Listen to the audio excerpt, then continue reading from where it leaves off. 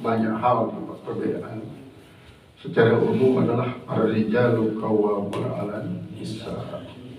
Di dalam haji pun lamun dengan mama ihramna hanya selembar sereng timpal simbol.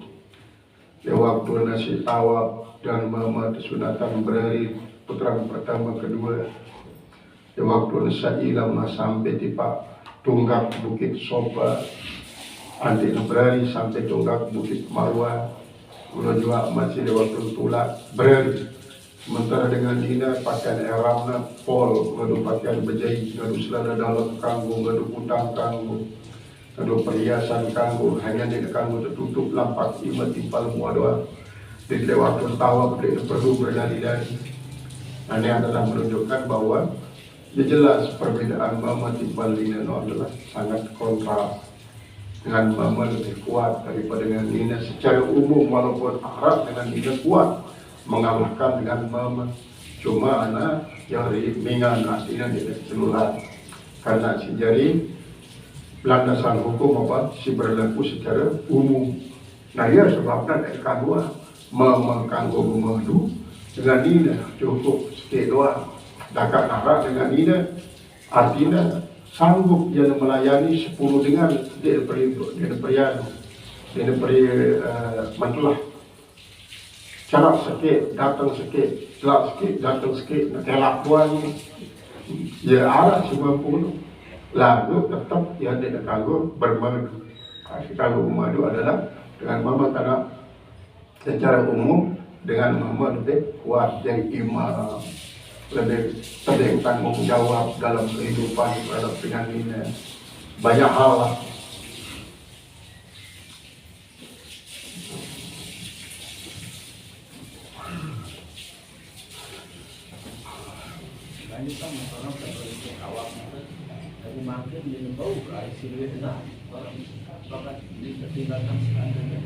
Tetap arti ramal ini tidak berani kan, hanya sekedar ngindayang berani.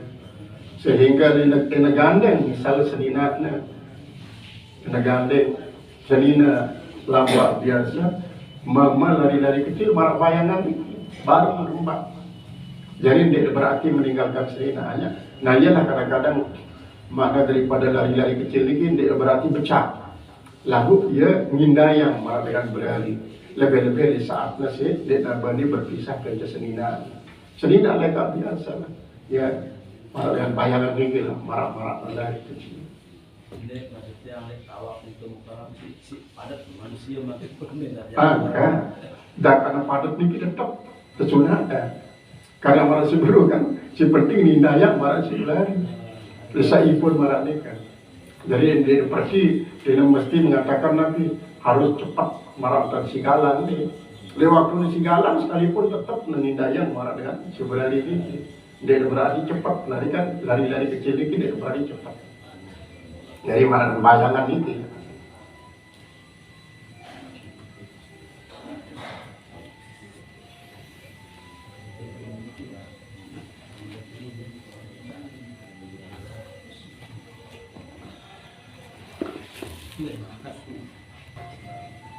Memang selaku ibadah, bang. Jadi kan maksud daripada beliau ini adalah puasa zahir ini puasa syariat, puasa batin ini lah puasa hati. Ya si termasuk dalam arti panak ini Arab panak si taraki sebarang ini Arab panak tanazul. Panak taraki ini artinya menyerahkan perbuatan zahir awak nanti kepada hati. Jadi seolah-olah nanti si gawitnya si awak adalah dominasi daripada hati. Lamun dinarak dengan hati maka awak ini bergerak. Nah, ini berarti hati ini sebagai sumber. Hati ini sebagai sumber. Kemudian awak ini adalah merupakan pulu dari asal dan pulu. Nah, sehingga si sarak niki si zahir niki adalah syar'i, kemudian si hati niki adalah si batin. Kemudian panak batin kepada ruh. Artinya hati ini tidak beriang peranan, hanya roh yang peranan. Nah, berarti menyerahkan akan segala sesuatu kepada roh. Nah, roh ini pun panah kepada sir, panah kepada sir. Berarti roh ini dinara fungsinya. Si beriang fungsi adalah sir, berarti sir menggerakkan roh. Kemudian sir ini panah kepada Allah Ta'ala. Jadi sir ini tidak beriang apa-apa kecuali kerana kepada Allah. Ini separahnya ya, merupakan panah tarafi. Dalam tanazul macam ini, sir bergerak karena Allah. Kemudian dari sir ini lalu roh bergerak. Lalu setelah roh ini mengirim kepada hati. Hati bergerak sampai kepada siara dalam hati terwujud dalam bentuk zahir. Nah, ini jadi puasa zahir dan puasa batin. Sholat pun termasuk malah itu selaku rukun ibadah, baik haji, zakat, jarak zahir dan jarak batin. Jadi kesimpulannya Imam Ghazali mengatakan bahwa si syar ini adalah isi dari zahir, isi batin ini masih belum. Ini sampai tingkat hati doang, sampai kepada roh, sampai kepada sir terus Allah Subhanahu Wa Taala. Jadi ya istilah dengan panah tarafi dan panah tanazul. Jadi lamun tanazul dengan atas Allah, sir, roh, hati, tubuh. Lamun tarafi ini kebalik, baliknya di jarinya. Jadi aku arah pegawaian Allah, sitaku adalah pegawaian hati. Lamun ini naik balik di roh, jadi aku pegawaian hati, lagu pegawaian roh. Naik di pasir, jadi aku pegawaian roh, lagu sir jadi pegawaian. Kemudian jadi aku pegawaian sir, Allah jadi pegawaian. Nah inilah isi menjawab kenapa kau mengatakan aku sholat.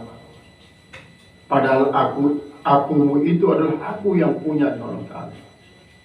Kenapa kau mengatakan aku sholat? Aku berniat sholat. Kapan kau punya aku? Yang punya aku itulah aku. Ini Allah Ta'ala. Berarti kamu tidak punya aku. Berarti lah pemilik panah ini lepaskan aku. Tamalah tipe akunya Allah. Nah inilah jadi batin. Jadi selaku ibadah dia mengarah zahir arah batin, arah taat zahir arah maksiat batin. Jadi arah maksiat zahir arah maksiat batin. Karena ia merupakan penjabaran sebenarnya daripada dialog Rasulullah SAW. Ketika mereka Jibril, akhbirni anil Islam, akhbirni anil iman, akhbirni anil ihsan, akhbirni anil sa'ah. Istilahnya cara bahasa yang perlu ini adalah Arab fisik, Arab fisis. Fisik ini lah gumpalan hati, gumpalan darah, jantung ini kau. Tapi sebenarnya lah termasuk hati nurani. Nah, hati nurani ini tidak gumpalan darah dan daging. Lalu hati nurani ini lah masuk. Karena diri yang perlu ini terdiri daripada jasad, kemudian terdiri daripada jasmani dan rohani. Nah, rohani ini terdiri atas dua macam. Pertama nurani, yang kedua nafsani.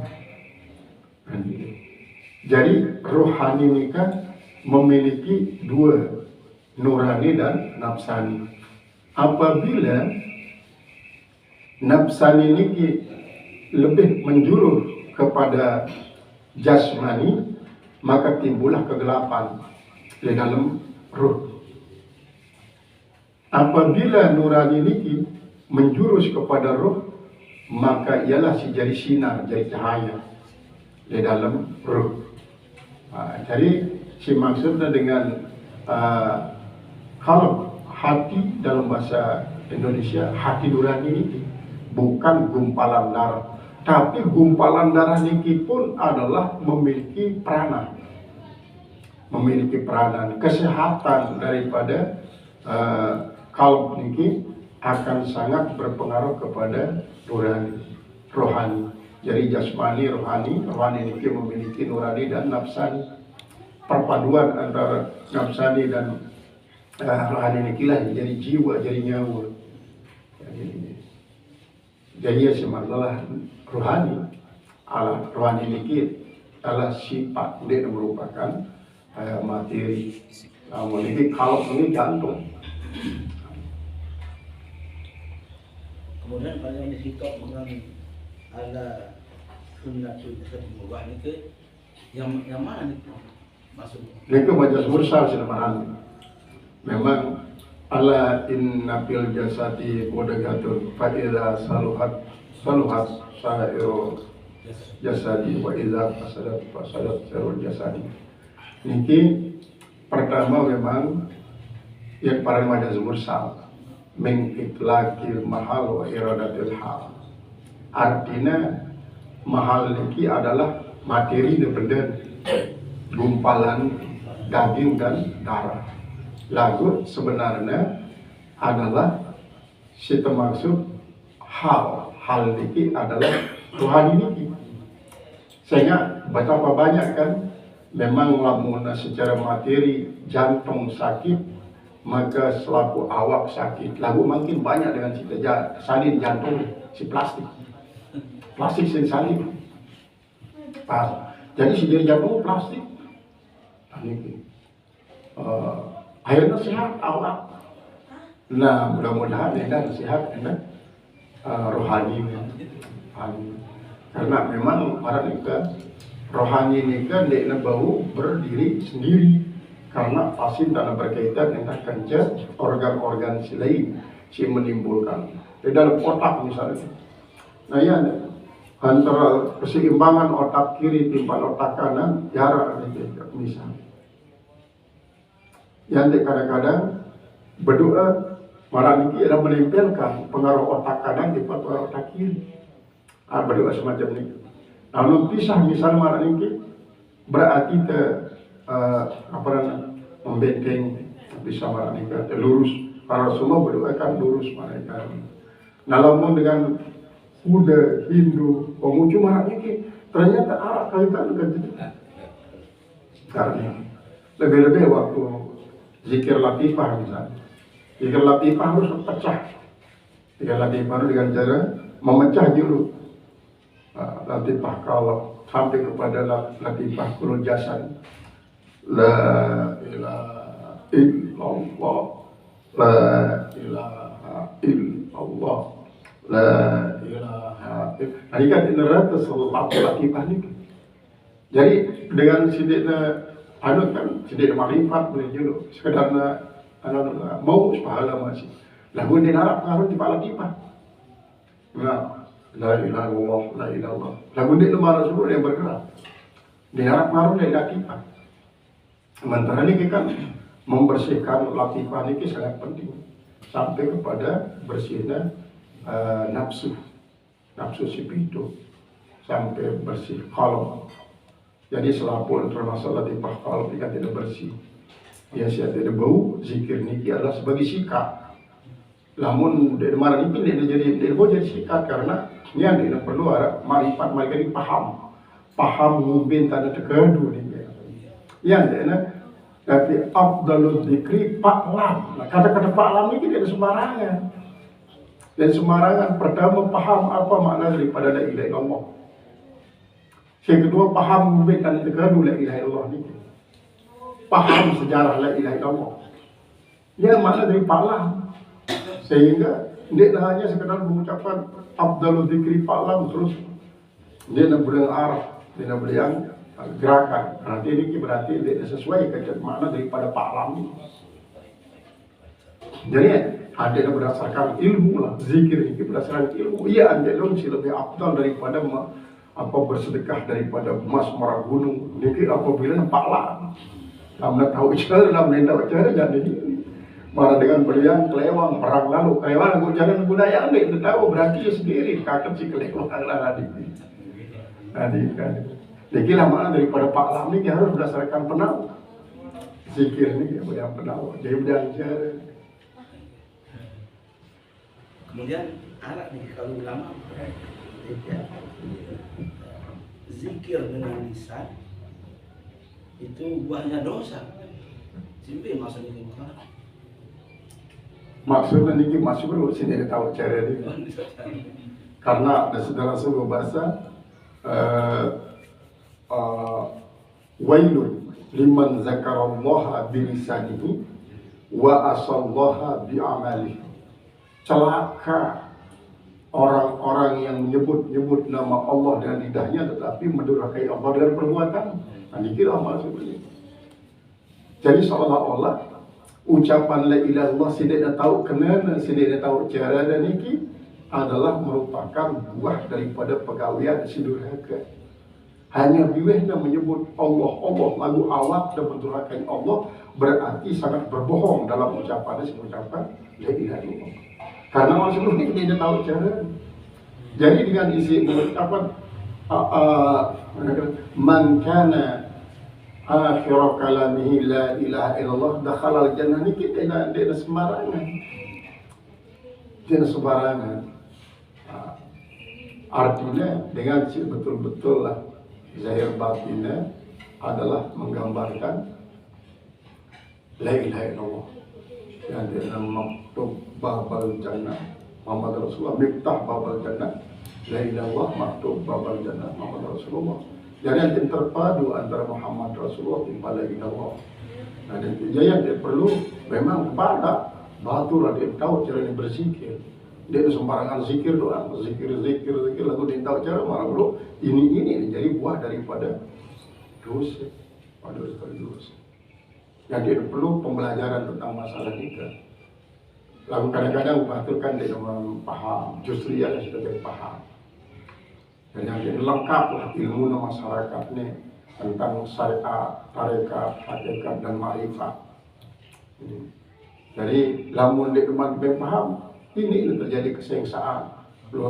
Zikir doang kawin memang.